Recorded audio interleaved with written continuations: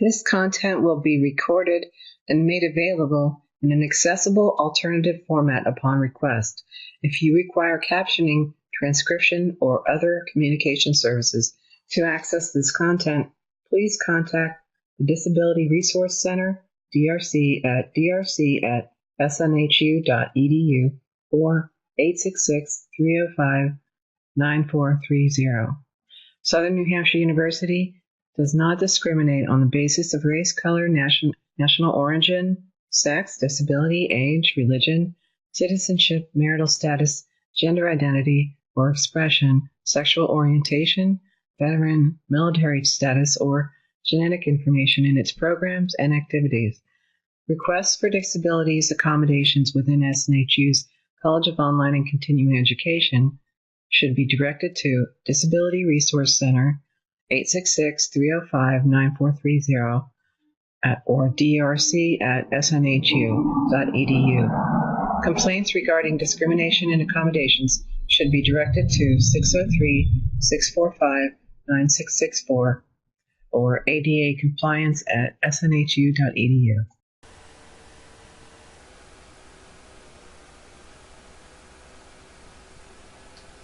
Hello. Integrating sources well. This is the part that you'll get some information from the reading, but this is the really hard part. This is why you need to start drafting right away.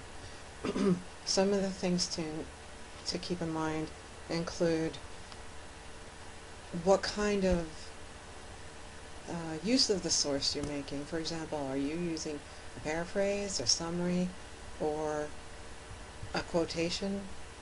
And one thing to keep in mind is make sure you introduce the source well. Don't just plop quotations in there. You need to introduce the source by naming it, usually by the author's name. In the first reference, use the first and the last name if it's MLA, or just the last name. And make sure that you use an attribution phrase. For example, states, argues, agrees, proposes, suggests, points out, all kinds of things.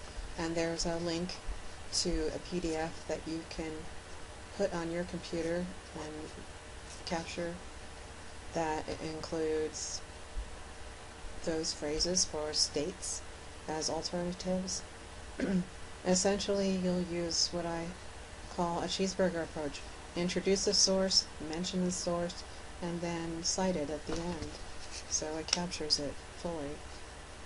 And another thing that you need to keep in mind is logical fallacies. Think about some of these possibilities. Are you using an all or nothing kind of comparison? That's not fair.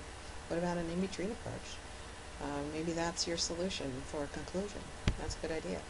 Are you setting up what is called a straw man argument, which means you're establishing something that's not actually a legitimate argument and then arguing against it?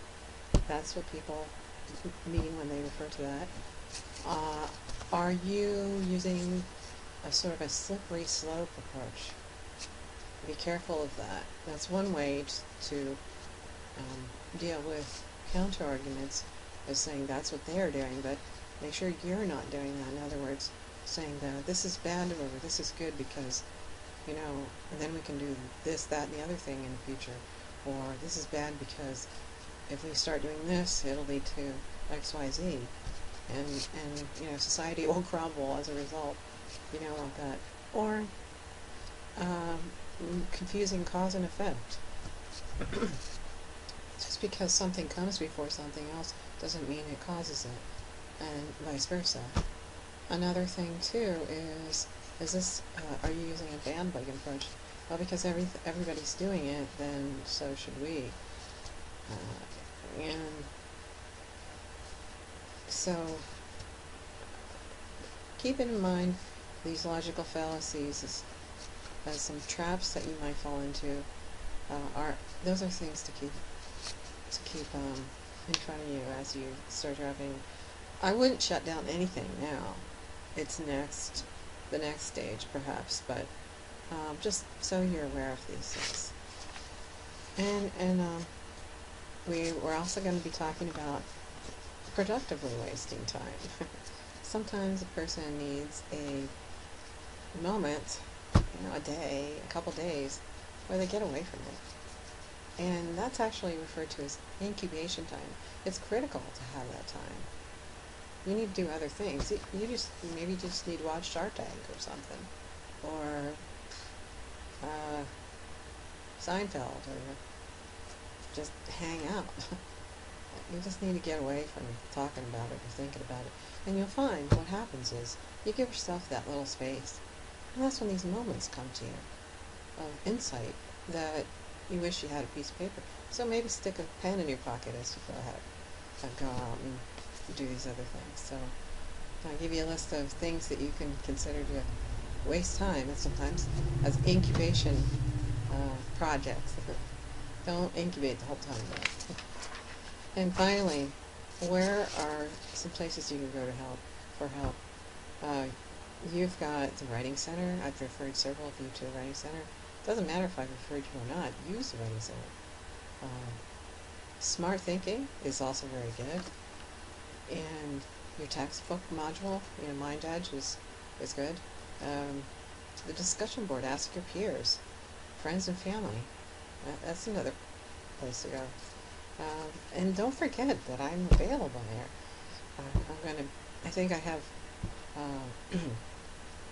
Facebook Messenger on here now. I got Skype. I got Google Hangouts. You can text me on my cell phone. I can even text you back if I'm using my computer using my Verizon account. Email me, call me. I have 2 phone numbers, and those are many options to consider. If you don't get help through any of those, then maybe you're totally at an end or something, but probably not. Anyway, I think that I wish you well, and we'll be talking about some of these other things that came up in the presentation later on this week.